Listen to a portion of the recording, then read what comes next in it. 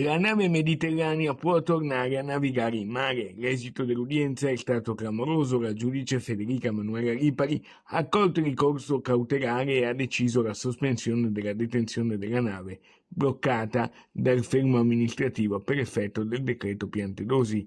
Il Tribunale di Trapani, in attesa di pronunciarsi sul merito complessivo della vicenda, intanto ha censurato una presunta illegittimità del provvedimento del Ministero dell'Interno sotto il profilo della quantificazione della sanzione. Di fatto, la nave veneziana e veneta Mediterranea può tornare in mare a navigare per portare aiuto ai migranti. A capo della spedizione ci sono il veneziano Beppe Caccia e il mestrino Luca Casarini. Quando il 23 agosto abbiamo rifiutato il porto lontano di Genova e abbiamo invece deciso di far rotta con la nostra nave sul più vicino porto di Trapani, abbiamo fatto bene e quindi il fermo amministrativo, la detenzione di 2 mesi della nave Mediterranea è stata sospesa. Il Tribunale di Trapani si è così pronunciato in merito al ricorso presentato dal comandante e armatore della nave contro le pesanti sanzioni inflitti,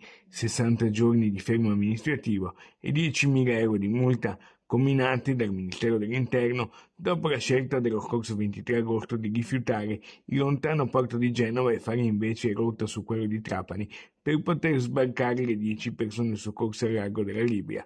Nel drammatico caso del 21 agosto il blocco della nave è sospeso. Potremo finalmente tornare presto in missione in mare nel Mediterraneo centrale a soccorrere vite.